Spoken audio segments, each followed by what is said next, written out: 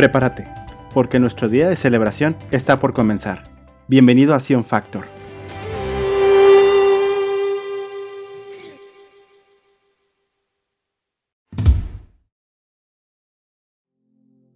Que la gracia y la paz de nuestro Señor Jesucristo sea con todos y cada uno de ustedes. Le doy la bienvenida a Sion Factor. Gracias por acompañarnos. Les mando un saludo afectuoso donde quiera que ustedes se encuentren.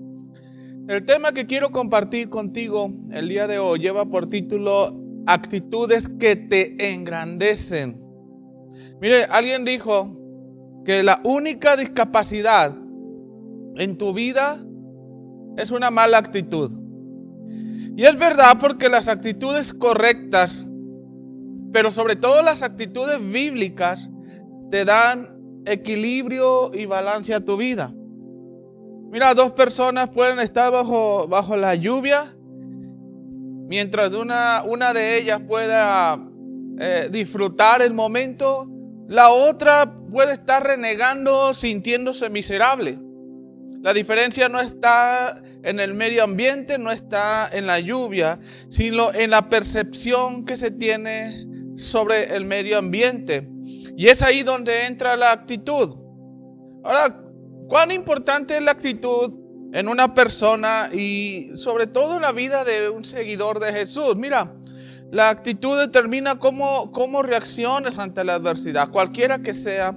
Determina nuestra capacidad de crecer y aprender. También la importancia de la actitud es que determina nuestra capacidad de poder superar cualquier desafío. Determina también la forma en cómo creamos vínculos con otras personas. Entonces, toda actividad humana expresa una actitud. Y la actitud es una posición mental o una posición del sentimiento, posición mental o del sentimiento interno respecto a algo o a alguien. Bien puede ser personas cercanas, las personas en el trabajo, bien pueden ser las circunstancias o bien puede ser hacia el mismo Dios. En pocas palabras, la actitud es un estado mental que se va a ver reflejado en la conducta. Ahora, si tengo una actitud positiva o una posición correcta o una actitud bíblica hacia alguien, eso inevitablemente se verá reflejado en las palabras y en las acciones. Lo contrario también es cierto. Si yo tengo una actitud incorrecta, una actitud inapropiada hacia algo o hacia alguien, por supuesto que esto se va a ver reflejado en mis palabras y en mis acciones. Entonces, en esencia, la actitud viene a ser una disposición en tu interior, una posición interna, una posición de tu espíritu.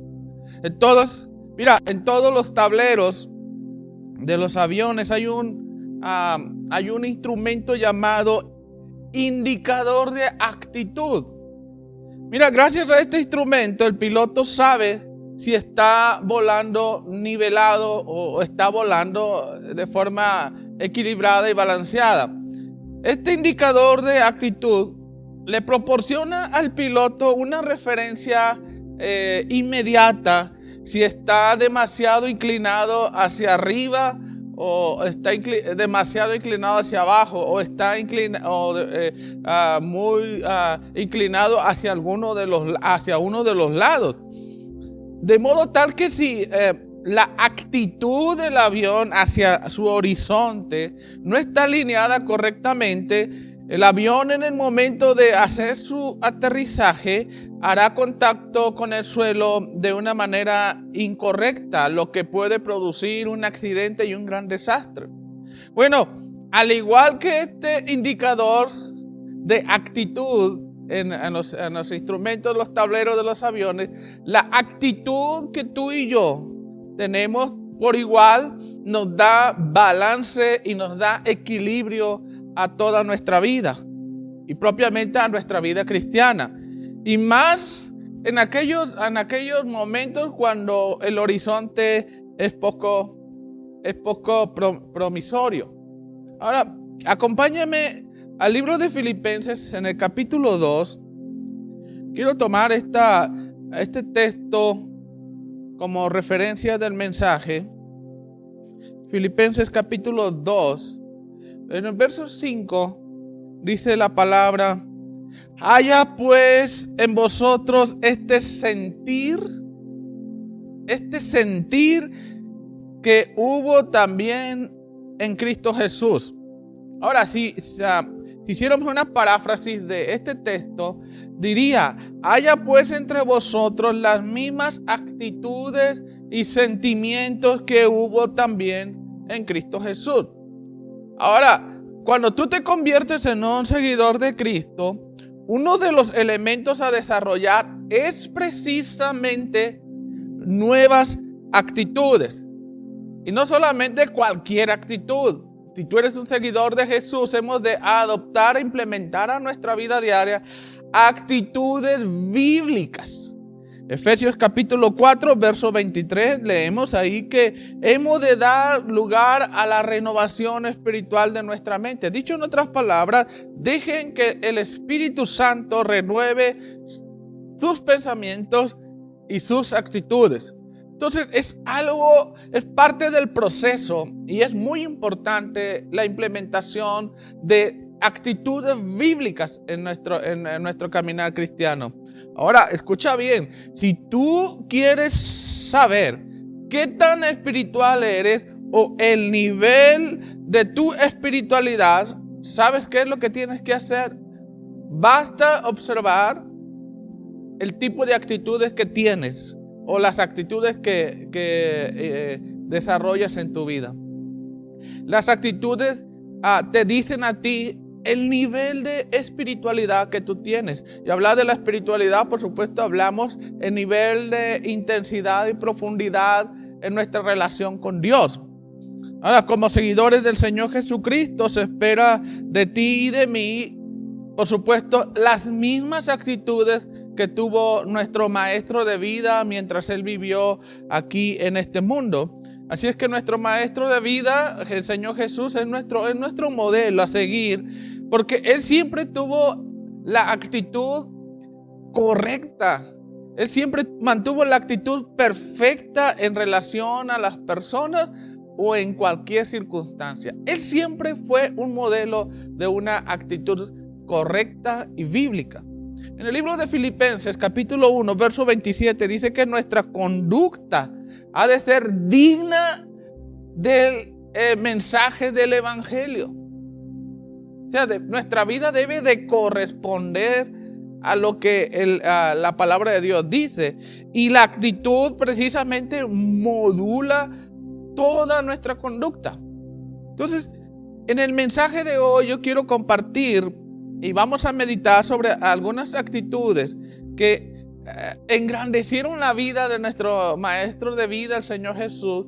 Pero por igual, si nosotros adoptamos esas actitudes que tuvo el Señor Jesucristo, por igual van a engrandecer nuestra vida. Actitudes que engrandecen tu vida. Número 1, la primera actitud que quiero compartir y que vamos a analizar es la actitud de siervo te engrandece. Mira, nuestro maestro de vida vivió de esa manera. Él siempre sirvió a los demás. Él siempre fue siervo de todos. Jesús, nuestro modelo, escucha bien, no solamente enseñó a que debemos de servir. Jesús mismo vivió esa actitud de servicio. Él la modeló en su vida diaria. Y esta actitud de siervo se manifestaba en todo lo que hacía, con todas las personas con las que hablaba, en cualquier circunstancia y en cualquier lugar a los que iba. Él siempre mantuvo esa actitud de siervo. Constantemente hablaba de tomar esa posición. Y esa actitud de nuestro Señor Jesucristo era algo que no pasaba desapercibido por nadie. Fíjate ahí en Marcos capítulo 1, verso 22, leemos que la gente se admiraba de lo que Jesús enseñaba. La gente, dice la Escritura, quedaban impresionados con el mensaje de el Señor Jesús, pero quedaban impresionados no solo por lo que decía, sino que lo decía y lo vivía.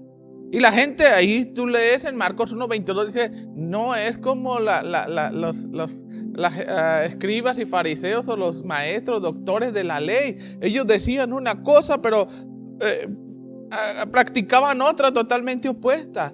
Y esto era el gran peso en la autoridad de Jesús en la vida y en los corazones de las personas. Lo que decía que debían de hacer, Él también lo vivía. Y en cuanto al servicio, Él decía, hay que tomar la actitud de servicio, hay que servir a todos los demás, hay que ser útiles a las demás personas, hay que ayudar en sus necesidades. Bueno, Jesús no solamente lo decía, Jesús lo vivía. Jesús no solamente enseñaba a ser siervo, Él era siervo de todo. Fíjate que la noche que Jesús iba a ser aprendido y posteriormente crucificado, Cristo en esa cena, la última cena, instituyó el modelo de servicio en el acto de lavado de pies. Y lo hizo con una sola razón. Lo hizo para que sus discípulos presenciales, pero también los discípulos del día de hoy, adoptaran esa precisa actitud. ¿Cuál actitud? La de ser siervos los unos a los otros. Porque déjame decirte que seguir a Jesús, de eso se trata, servir a los demás. Y Jesús aprovechó en cada oportunidad, y si tú lees en los 4 evangelios, sobre todo en la relación maestro con sus discípulos, era un tema muy constante en la enseñanza de Jesús hacia sus discípulos. Jesús aprovechó cada oportunidad para que sus discípulos integraran en su vida esa actitud, la actitud de ser siervo, la disposición de servir, la disposición de ministrar a los demás. Aunque lo cierto es de que todos los discípulos, a los 12, le costaba mucho trabajo entender esto. Porque la tendencia natural es de que se busca las formas de ser servido, no de servir. Y Jesús decía lo mismo, no, sirve, no que te sirvan. Para la gran mayoría es ser servidos, es mejor, es más cómodo, pero el concepto que enseña el mundo en cuanto al ser servidos es que te da estatus. Te da como un cierto poder, un empoderamiento sobre las personas. Para Jesús esto era muy evidente, que sus discípulos estaban más preocupados no de servir. Los discípulos estaban más preocupados por ser servidos. En Mateo capítulo 20, los versos 20 al 27, leemos que los 12 discípulos tenían esta misma ambición, los 12. Todos querían lo mismo y todos le pedían lo mismo al Señor Jesús. Pero ¿qué leemos en ese pasaje de Mateo 20 al 27? De que Jesús les dice, les da otra dirección. O Jesús, la respuesta de Jesús fue en otro sentido. Mientras los discípulos, ahí leemos que los discípulos estaban discutiendo, tuvieron un encontronazo entre ellos. Ellos estaban alegando, los discípulos están luchando, están discutiendo por ver quién de ellos pueda tener la mayor posición de poder después de Jesús. Entonces ellos querían de una vez dejar en claro quién iba a ser el sucesor o el encargado del ministerio que Jesús pronto dejaría en ellos o confiaría en ellos. Por eso Jesús dice ahí en Mateo 20:26, entre ustedes no tiene que ser así. Entre nosotros no tiene que ser así. ¿Qué no tiene que ser así? Bueno, el buscar ser servidos. Es lo que no tiene que hacer nosotros. No es buscar a ver quién es el que manda. No es buscar quién es el que da las órdenes. No es buscar ser el centro de atracción en las otras voluntades. Eso dice el Señor Jesús. Eso déjenselo para la gente del mundo que pelean y luchan por poder. Pero entre vosotros, entre nosotros, no tiene que ser así. Ahora, dice el Señor Jesús, Pedro, Juan, Bartolomé, Simón, Judas, ¿quieren ser personas importantes? ¿Quieren ser grandes en el reino de Dios? Jesús les da la fórmula muy sencilla. Aprendan a ser siervos. ¿Quieren ser grandes en el reino? Sean sirvientes de los demás. Sirvan a los demás. Si tú quieres ser grande en el reino. Entonces, ¿qué hemos de entender con estas palabras del Señor Jesús? Que las personas más grandiosas, escucha bien, las personas más grandiosas en una comunidad cristiana son los que más sirven a los demás. ¿Quieres saber quiénes son las personas más importantes en una comunidad? Pues observa quién sirve más a todos y que le sirva a todos en ambos sentidos. Sirve a todos y le sirve a todos. Esto es de acuerdo a la palabra del Señor Jesucristo. Las personas más grandiosas en una comunidad cristiana son los que tienen la actitud de siervo. No es el título, no es la posición la que te da la grandeza, es el servicio a los demás. Ahora, ¿qué significa servir? Y esto es muy importante tenerlo en claro. Bueno, servir significa facilitarle la vida a alguien más. Eso es lo que significa servir. Facilitarle la vida a alguien más. Ahora, ¿no cree que el mundo sería un lugar mucho mejor si todos no solo pensaran de esa manera, sino actuaran de esta manera? Facilitarle la vida a otros, facilitarle las cosas a las personas que nos rodean, facilitarle las cosas a nuestro prójimo. Mira, cuando de alguna forma tú logras que la otra persona, ya sea el momento que está viviendo, ya sea es su día o ya sea su circunstancia, sea más manejable, tú estás sirviendo.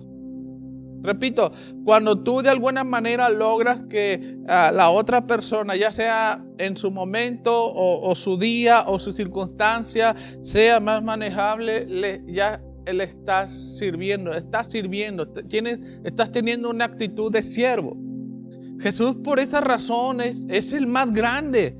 Jesús siempre de alguna forma hacía que el momento para las personas que le rodeaban fuera más llevadero, fuera más ligero para ellos y para ellas.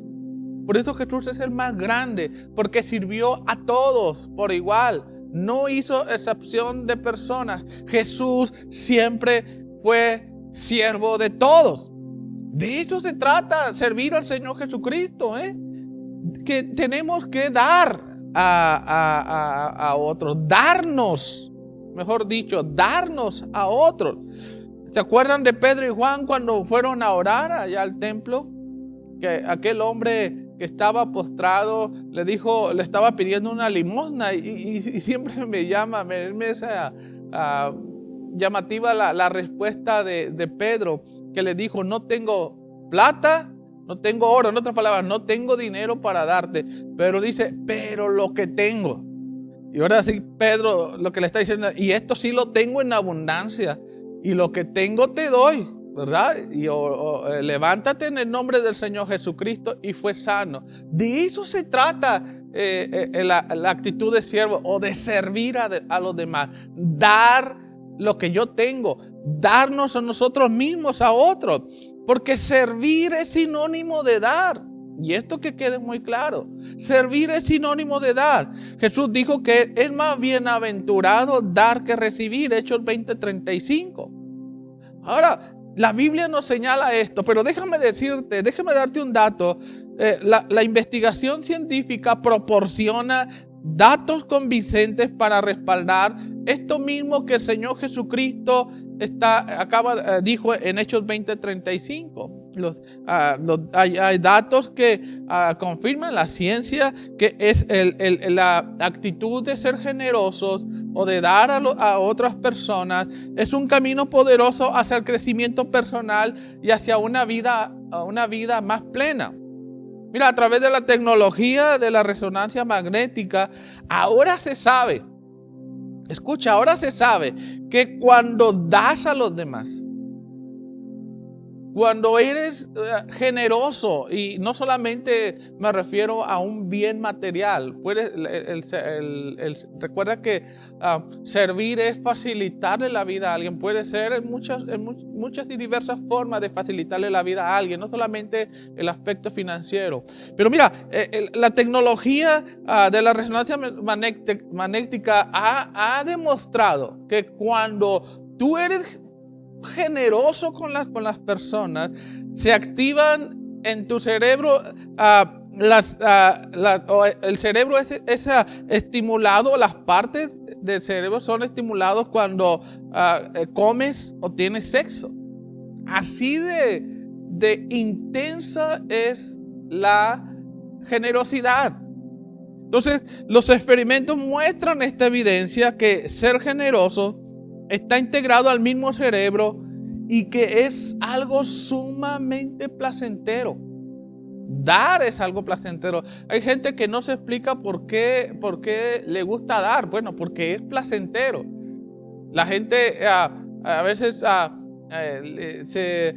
le gusta ser generosas con otros y no entiende por qué. Bueno, pues algo ahí en el cerebro se ha activado y es algo que trae mucha satisfacción. Entonces, servir a los demás puede ser el secreto para vivir una vida más saludable, más próspera, más productiva y significativa. Ahora, tal vez las personas nunca recuerden tus palabras, pero saben de qué sí se van a acordar siempre, de cómo los hiciste sentir cuando les serviste a ellos. Eso sí lo van a recordar de una manera fresca. Y siempre, déjame decirte, siempre se presentan oportunidades de servir. Cada persona a nuestro alrededor, nuestro prójimo, nos da la oportunidad para desarrollar esta actitud de siervo. Ahora, la palabra prójimo significa el próximo inmediato. Y esa puede ser tu esposa, tus hijos, algún familiar, tus vecinos, tus compañeros de trabajo. El próximo, ese es el prójimo. El próximo inmediato es el prójimo. Y ellos nos dan esa oportunidad para desarrollar esta actitud de siervo. Aunque es sumamente importante, escucha bien, es sumamente importante el servicio que tú puedas dar a una congregación, a una comunidad cristiana en el día de reunión. Nosotros no debemos de permitir que esa hora sea lo único momento en que nosotros podemos servir a los demás. No debemos de confinar el servicio a las cuatro paredes de la iglesia. Por supuesto, yo quiero decir que las personas que contribuyen cada semana en el servicio, los sugieres, los maestros y las demás hermanos y hermanas que apoyan. Déjeme decirle que su trabajo es de gran bendición, porque el servicio se lleva a cabo gracias a su colaboración. Pero déjame decirte a todos los que sirven cada semana, déjame decirte que no confines tu servicio nada más a una sola hora. El servicio ha de extender fuera de las paredes de la iglesia. Déjame preguntarte, ¿qué estás haciendo de lunes a sábado para tu comunidad o la comunidad que te rodea? La escuela, la universidad, en la familia o en tu negocio. ¿Cómo esas comunidades son impactadas a través de tu servicio? Ahora, tú puedes servir a los demás escuchando de una manera activa. Recuerda que servir es facilitarle la vida a otros. También tú puedes servir orando por las personas, intercediendo por ellas. Tú puedes servir compartiendo tu fe o el evangelio con las otras personas. Tú puedes servir dándole afecto a quien lo necesite. O tú puedes servir abriendo la puerta del súper o del auto a una persona. O sea, hay una diversidad de cosas que podemos hacer para servir a otros. Nada más es ver y aprovechar esa oportunidad. Te pregunto, ¿qué has hecho últimamente para facilitarle la vida a alguien más? Alguien dijo, nadie será verdaderamente exitoso en la vida hasta que aprenda a servir a los demás sin obtener un beneficio. Bueno, esta es la primera actitud que te engrandece. La segunda actitud que te engrandece es la necesidad por la palabra de Dios. Esa es otra actitud importante en el seguidor de Jesús. Mira, el lugar que ocupó la palabra de Dios en el corazón de Jesús fue sumamente especial. En lo personal creo que Jesús no hizo nada que no fuera en relación a lo que estaba escrito. O no tomaba alguna determinación si primero no corroboraba en la palabra de Dios. Déjame darte un ejemplo. En su bautismo en agua leemos ahí en Mateo 3:13 al 15 de que cuando Jesús fue al río Jordán y se quiso ser bautizado por Juan el Bautista se negó rotundamente. Y las palabras de Jesús fueron algo interesante. Le dijo, oye Juan, conviene que cumplamos con toda justicia. Uno puede decir, bueno, pues le está convenciendo al apóstol Juan. Pero mira, estas palabras de Jesús, de que hagamos esto para cumplir con toda justicia. Jesús está haciendo referencia a un pasaje en el Tanaj o los escritos del Antiguo Testamento desde Génesis a Malaquías. Está haciendo referencia a Isaías 42:21 y a Salmo 48. O sea, no fueron una palabra ahí espontánea de Jesús de contestarle de esa manera. No.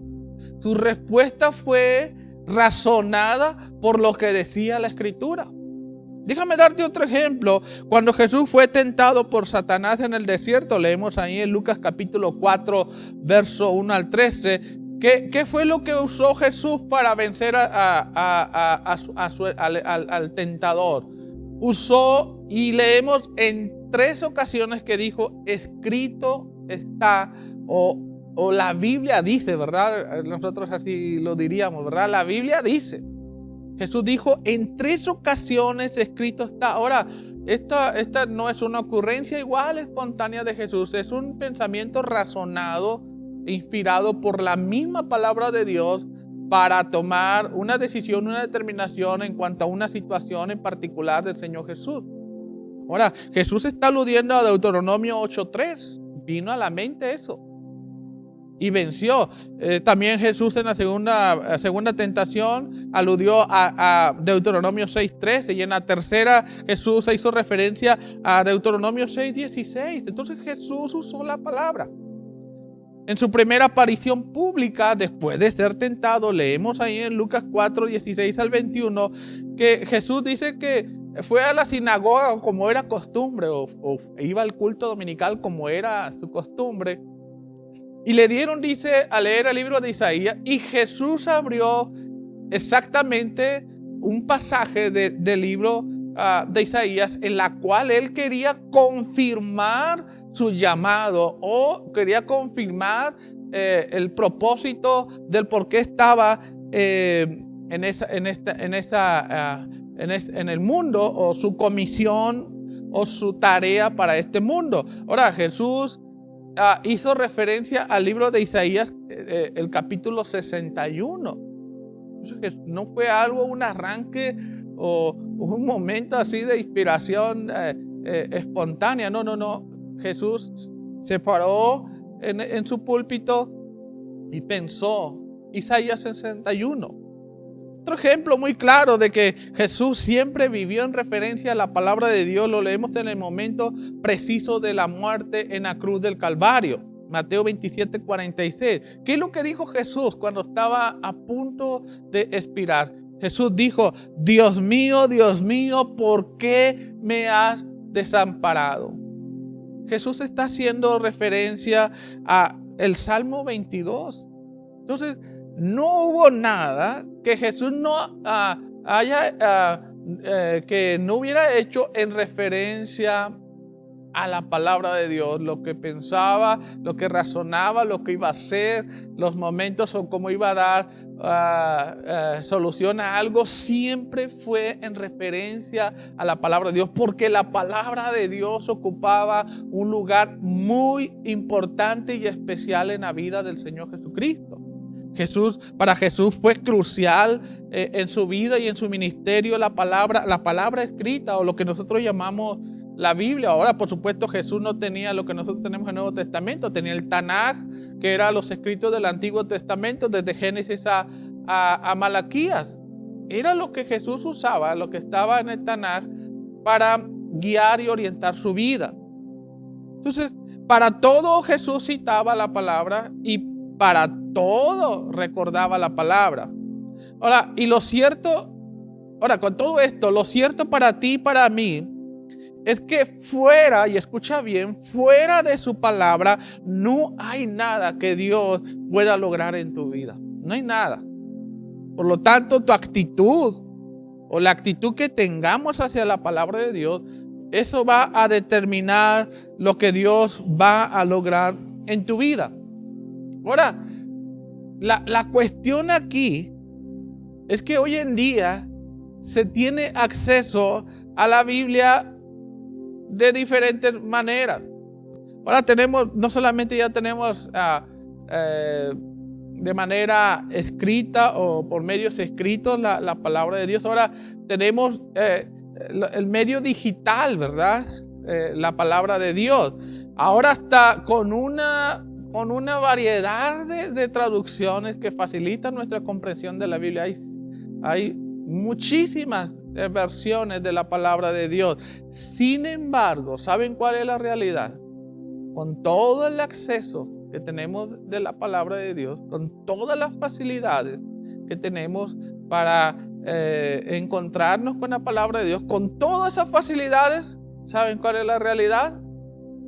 Muy pocos la leen, muy pocos la conocen, muy pocos entienden el contenido de la palabra de Dios. No me refiero a la gente que no conoce de Jesús, me refiero a los cristianos, a los hijos e hijas de Dios, a los seguidores de Jesús. Tienen muy poco interés, son muy pocos disciplinados en leer la palabra. No digamos intermitentemente, no la leen para nada. No tienen una disciplina diaria de meditar, pensar y razonar en ella.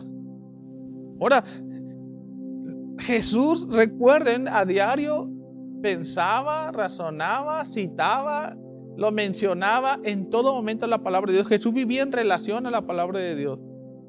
Esa debe de ser nuestra realidad para nosotros como seguidores de Jesús. Vivir entregados a la meditación, vivir entregados a la lectura y memorización de la Biblia.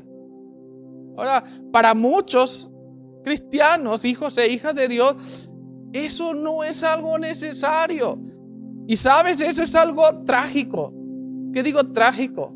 Es muy, muy trágico que un cristiano no tenga necesidad de leer, escudriñar, meditar, declarar la palabra de Dios. Es muy trágico.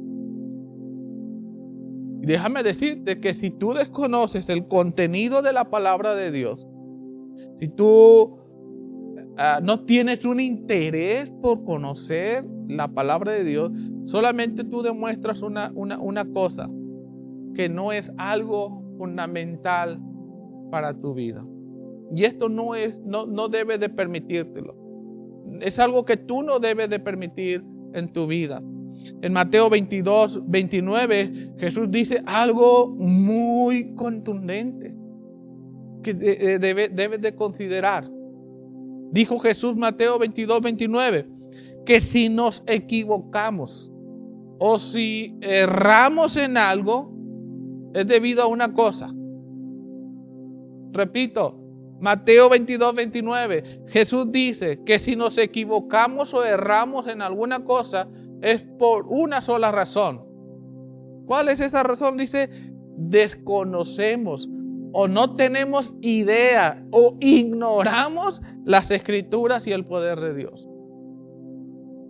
Qué desafiantes son esas palabras de Jesús.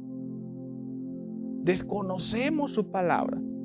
Y se ha de decir con todo, de manera clara, que el hecho de tener una estima baja por la palabra de Dios es una negación a la autoridad del Señor sobre nuestra vida y aún sobre nuestro seguimiento. Porque déjame decirte, Jesús es la palabra y la palabra es Jesús.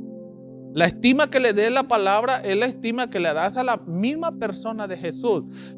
Jesús y su palabra es lo mismo. Así es que tú no puedes decir, yo estimo a la persona de Jesús, pero no me interesa tanto su palabra. No. Si no estimas a uno, no estimas a lo otro. Esa es la realidad. Entonces, hemos de trabajar en eso. Hemos de tener debe de cobrar una importancia suma y real en nuestra vida. Debe de ser especial, como para Jesús fue especial, para nosotros igual debe de ser especial. Y a diario tú has de tomar un tiempo de manera disciplinada, así como te das tiempo para comer, desayunar y cenar y algo más. Tienes que darte tiempo para escudriñar su palabra. Dios le dijo a Josué, mira, ¿quieres que todo te vaya bien? Medita de día y de noche en la palabra. Salmo 1:1. ¿Qué es lo que dice ahí la palabra? Que son bienaventurados y serán como árboles plantados junto a corriente de agua que dan su fruto a tu tiempo y su hoja no cae. Pero dice, ¿por qué? Porque en la ley, en la palabra meditan de día y de noche. Tenemos la solución para nuestros enredos y barullos y no hacemos caso. Entonces, trabaja en tu actitud en relación a la palabra de Dios. Recuerda que la actitud de que la Biblia es necesaria te engrandece. Oiga, si Jesús, el Hijo de Dios, tenía una visión elevada sobre las Escrituras y siempre echaba mano de ellas, oiga, entonces nosotros que somos sus discípulos debemos de ver toda la Biblia de una manera similar. Y nos atañe a todos, conocer el contenido de la palabra. A todos nos concierne saber lo que dice la Biblia o lo que dice la palabra de Dios. Pero no solamente conocerla, sino también usarla y aplicarla en nuestro día a día. Ahora, Jesús tenía razones para conocer y usar los escritos de la palabra de Dios. Mateo 5:17, Jesús dijo, no vine a abolir la ley ni la enseñanza de los profetas. No, dice, yo vine a cumplir sus propósitos. Y nosotros también, nosotros hemos venido a cumplir los propósitos que están en su palabra o en la palabra escrita. Cristo creyó en la palabra y nosotros también. Y Jesús tenía razones por la cual la palabra era especial, y son las mismas razones que tú y yo hemos de tener. Déjame compartirte rápidamente esas razones que nosotros hemos de adoptar. Primera razón, ¿por qué para Jesús era especial la palabra y era tan importante? Primero, porque está inspirada toda la palabra de Dios. Segunda de Timoteo, capítulo 3, versos 16 y 17. Dice la palabra de Dios, toda la escritura, toda la palabra de Dios, de Génesis hasta Apocalipsis, no crea lo que la teología moderna está diciendo, que solamente unos ciertos pasajes están inspirados. No, eso es diabólico. Toda la palabra de Dios, dice, toda la escritura está inspirada o respirada por Dios y es provechosa para la doctrina, para la reprensión, para la corrección, para la instrucción en la justicia, para que el hombre y la mujer de Dios sea completo y completamente equipado para toda buena obra. Ahora, la Biblia no fue escrita por Dios.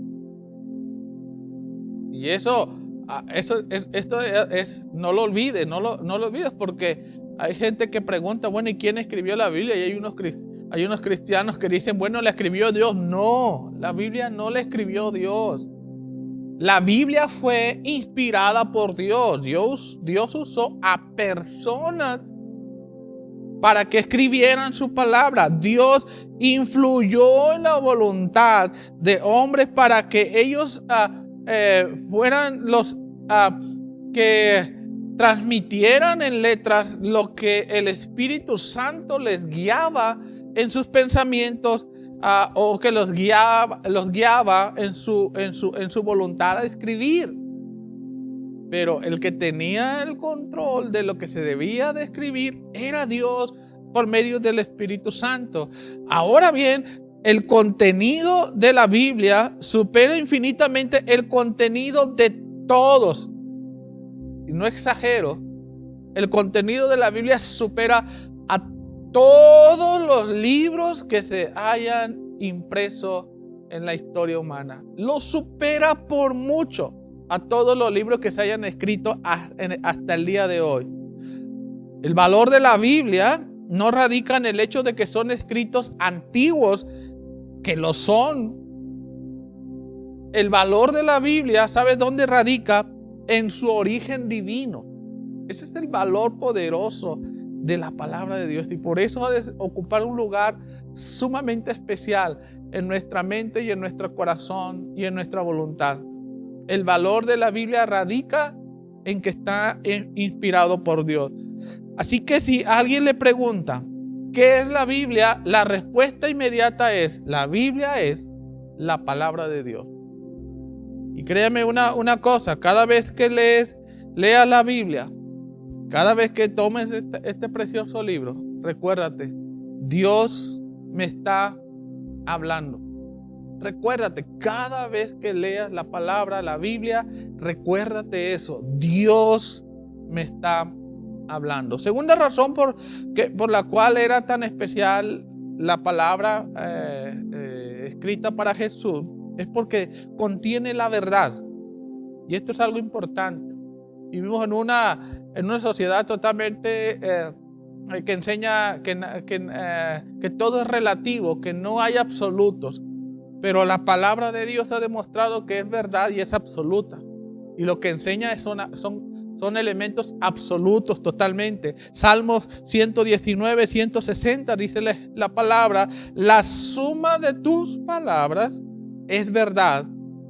O parafraseando esto, en tu palabra se resume toda la verdad. Y la verdad, dijo el Señor Jesús, la verdad siempre nos hace libres. Ahora, la verdad de la Biblia es obvia. Escucha, la verdad de la Biblia es obvia para aquellos que se acercan a ella y la leen con imparcialidad. Y es porque es su origen divino, es que tiene implicaciones para todos los aspectos de la vida. Proporciona la verdad en lo que concierne a Dios. Contiene o proporciona la verdad sobre lo que, cómo hemos de vivir. Proporciona la verdad por qué existimos. Proporciona la verdad de qué sucede cuando morimos. Proporciona la verdad sobre cuál es el significado y propósito, asignación para nuestra vida.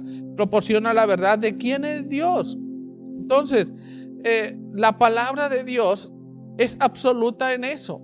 Ya sea en sus conceptos de fe hacia Dios, como en sus conceptos de moral y ética para nuestra vida del día a día. los conceptos de la palabra de Dios, las ideas de la palabra de Dios, lo que nos indica la palabra de Dios es absoluta y es verdad. Ahora, alguien se podrá preguntar, ¿y cómo sabemos si las afirmaciones de la Biblia son verdaderas? Porque, bueno, uno puede decir, bueno, ¿y por qué tú crees? Alguien nos puede decir, bueno, ¿y tú por qué crees que es la verdad? La respuesta inmediata, que no sería la más óptima, es decirle, porque la Biblia misma lo dice. Pues sí, ¿verdad?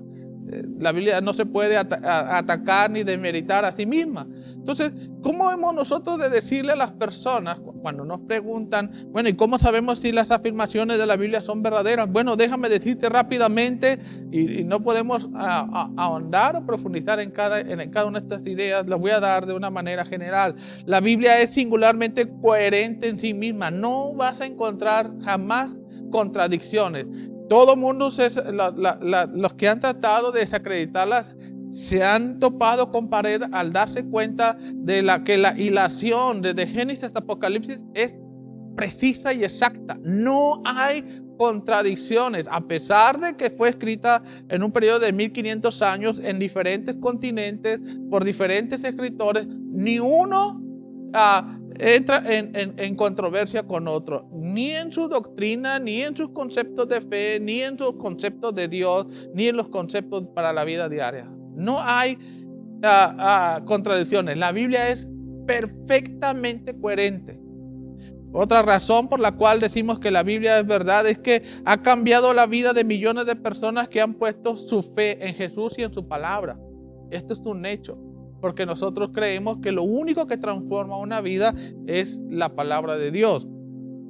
Otro argumento es que ha sido confirmada en innumerables ocasiones por la arqueología y por la ciencia.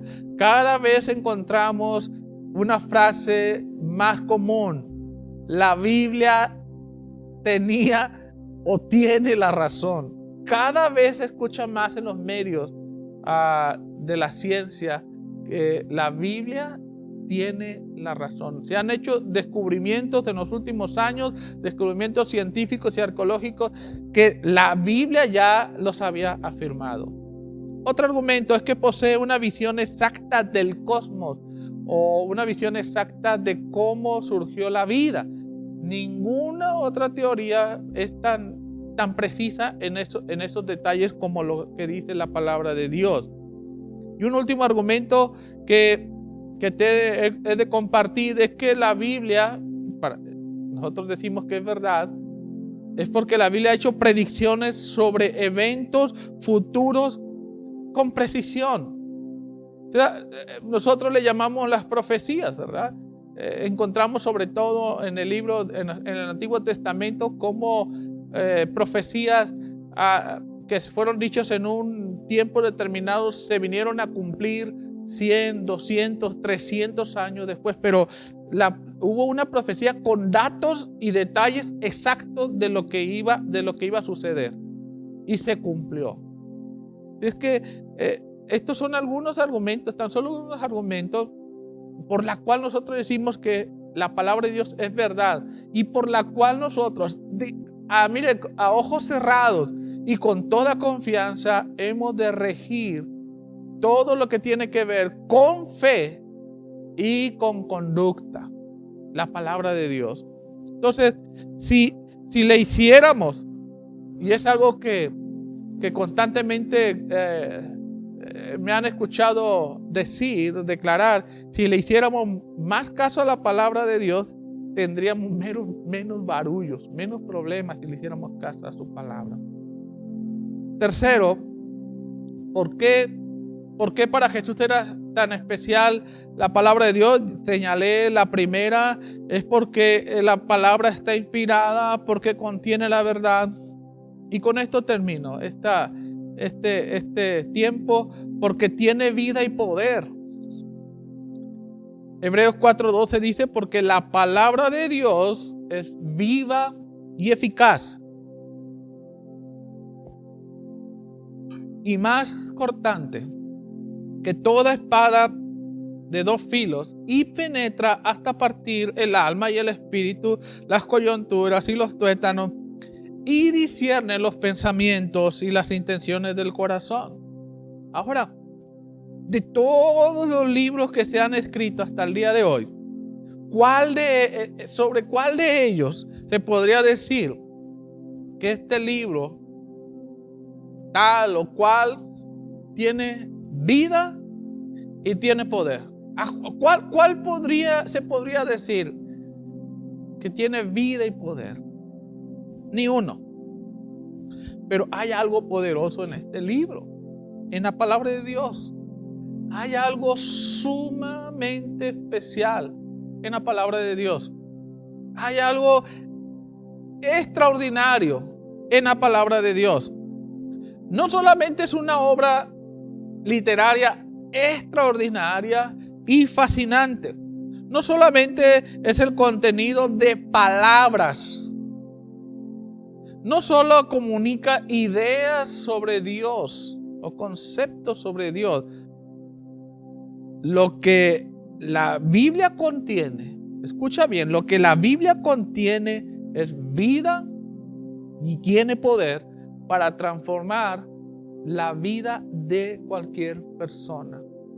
De este libro, sí podemos decir, tiene vida y contiene poder. Mire, si Dios es el autor de las Escrituras y su Espíritu vive dentro de nosotros, esa dinámica tendría que tener un efecto que ha de cambiar nuestra actitud hacia la propia palabra de Dios, porque toda la palabra de Dios está inspirada por el Espíritu Santo. Leer las Escrituras es radicalmente diferente a leer a cualquier otro escrito en el mundo. Por ejemplo, leer la palabra de Dios es totalmente diferente a leer los escritos de Miguel Cervantes de Saavedra, el autor del Quijote de la Mancha. Mire, Miguel Cervantes de Saavedra murió, ya está muerto. Él no nos puede decir a nosotros por qué escribió esas líneas y para qué lo dijo, por qué lo dijo. Ya está muerto. Pero el autor de la Biblia, el autor de este sagrado libro, está vivo. Él sí nos puede decir a nosotros: mira, hijo mío, mira, hija mía, dije esto por esto. Esto te va a servir. Esto te va a ayudar. Esto te va a conducir a esto. Esto te va a guiar a esto otro. Él sí nos puede decir, Él sí nos puede revelar por qué dijo lo que dijo. Por eso la palabra de Dios es poderosa, es extraordinaria y debe de ser sumamente especial. La Biblia no solo dice cosas hacia nosotros. La Biblia hace cosas por nosotros. La Biblia nos convence, la Biblia nos redarguye, la Biblia nos consuela, la Biblia nos guía, la Biblia nos orienta, la Biblia nos exhorta, la Biblia revela conductas, pensamientos y actitudes erróneas o equivocadas. La Biblia revela nuestras intenciones. Este libro está vivo. Este libro tiene espíritu. Y este libro tiene poder para transformar radicalmente y totalmente tu vida. Entonces, por eso es tan especial este libro y hemos de tener la actitud correcta. En el día de hoy compartí dos actitudes que te engrandecen. La actitud de ser siervo y la actitud de que la Biblia cobre importancia para nuestra vida. Ponlo en práctica, vívelo y verás cómo tu vida paulatinamente va a ser diferente. Déjame orar ahí donde estás. Tomemos este momento para estar con el Señor y derramar nuestro corazón. Ahí donde estás. Padre, gracias por escucharme. Gracias por todo y por tanto, Señor. En esta hora te queremos dar gloria, la alabanza porque tú eres digno, solamente tú eres digno de recibirla, poderoso Dios. Señor, no hay nada mejor que seguir y estar en tus caminos. Tu palabra dice, Señor, tú lo has dicho, que bienaventurado todo aquel que anda en tus caminos, porque ellos gozarán del fruto de su trabajo y seremos felices y grandemente prosperados. Es lo que tu palabra dice, Señor. Queremos andar en tus caminos. En este día nuestro deseo, Señor, es obedecerte en todo, al igual que nuestra voluntad de tener la actitud correcta para cada asunto, cada circunstancia y hacia cada persona, Señor, en el nombre de Jesús. Queremos vivir, Señor, haciendo lo que tú esperas de cada uno de nosotros. Espíritu Santo, te pedimos en esta hora que influyas en nuestros ánimos para que en todo momento determinemos por todo aquello que te traiga gloria y honra. Gracias, Padre, en el nombre de Cristo Jesús. Amén. Ánimo, el Señor con nosotros.